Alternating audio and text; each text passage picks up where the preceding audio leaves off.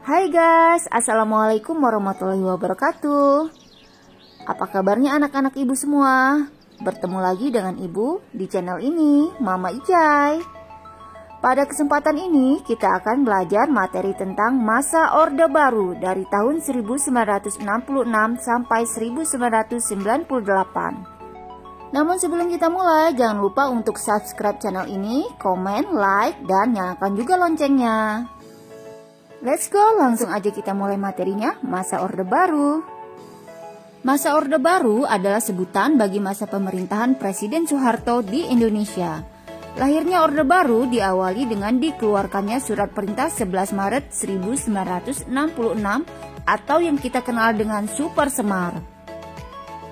Masa Orde Baru berlangsung dari tahun 1966 sampai tahun 1998. Dalam jangka waktu tersebut, pembangunan nasional berkembang sangat pesat.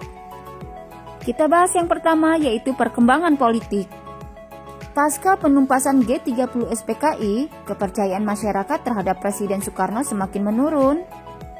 Dan pada saat bersamaan, Indonesia menghadapi situasi ekonomi yang terus memburuk.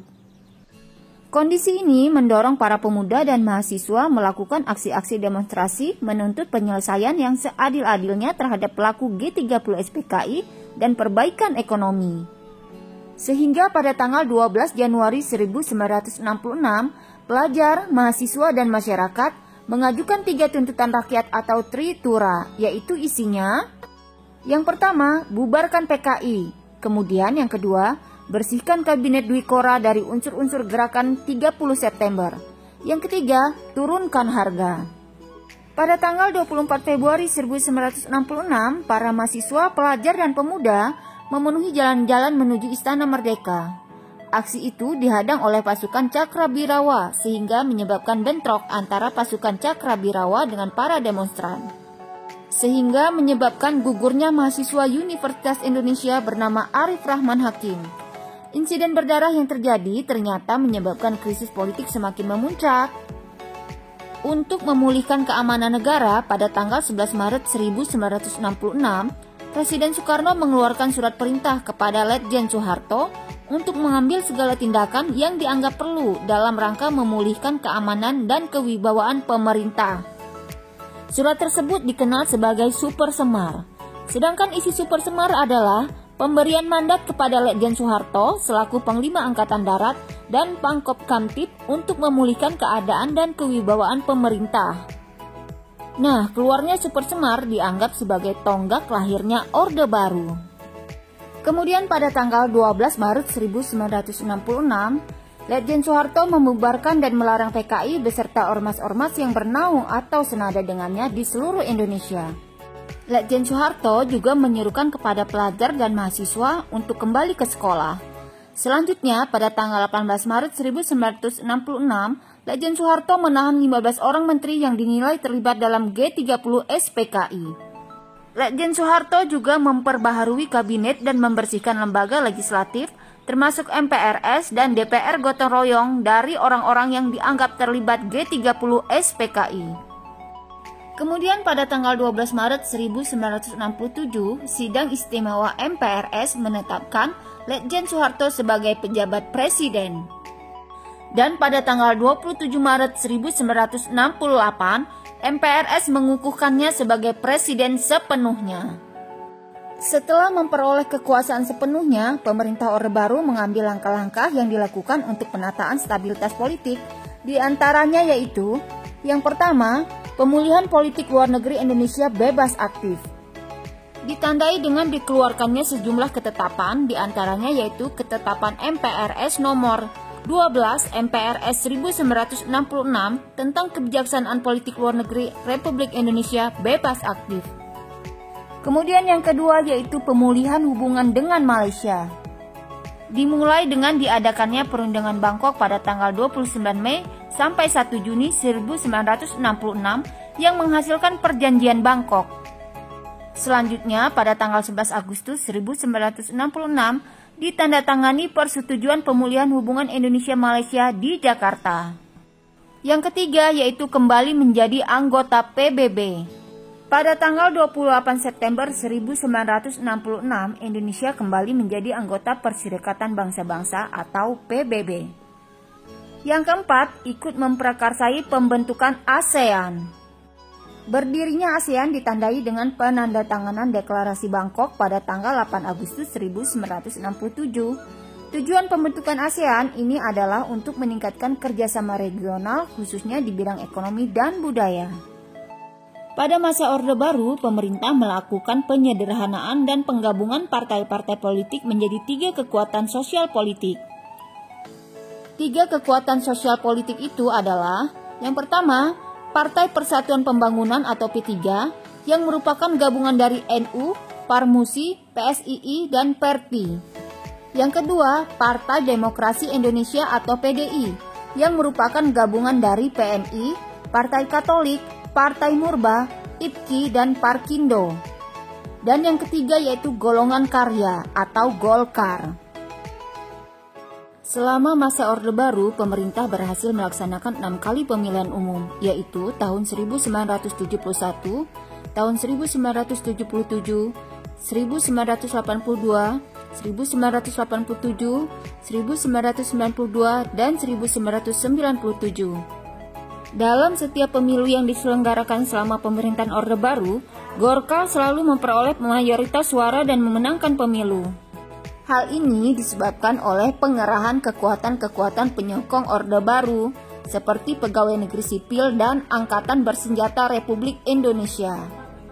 Pada tanggal 12 April 1976, Presiden Soeharto mengemukakan gagasan mengenai pedoman untuk menghayati dan mengamalkan Pancasila yang terkenal dengan nama Eka Prasetya Pancakarsa untuk mendukung pelaksanaan Pancasila dan Undang-Undang Dasar 1945 secara murni dan konsekuen.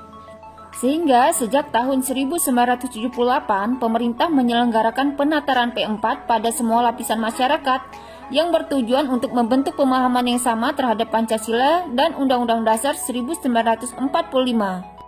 Dui fungsi ABRI maksudnya adalah bahwa ABRI memiliki 2 fungsi, yaitu fungsi sebagai pusat kekuatan militer yang melindungi segenap bangsa Indonesia dan fungsi sebagai kekuatan sosial yang secara aktif melaksanakan kegiatan-kegiatan pembangunan nasional. Dalam melaksanakan program ekonomi, pemerintah menetapkan kebijakan ekonomi jangka pendek dan jangka panjang. Program jangka pendek diwujudkan dengan stabilisasi dan rehabilitasi ekonomi. Stabilisasi yang dimaksud adalah pengendalian inflasi supaya harga-harga tidak melonjak terus secara cepat. Sedangkan rehabilitasi yang dimaksud adalah rehabilitasi fisik terhadap prasarana-prasarana dan alat-alat produksi yang banyak mengalami kerusakan. Keadaan ekonomi Indonesia terus membaik sehingga pada tahun 1969 pemerintah siap melaksanakan program jangka panjang. Program jangka panjang diwujudkan dengan pelaksanaan rencana pembangunan jangka panjang yaitu 25 tahun. Pembangunan jangka panjang dilakukan secara periodik 5 tahun yang disebut sebagai pelita atau pembangunan 5 tahun. Pada pelita 1, sasaran yang hendak dicapai adalah pangan, sandang, dan perbaikan prasarana perumahan rakyat, perluasan lapangan kerja, dan kesejahteraan rohani. Pelita 1 lebih menitik beratkan pada sektor pertanian.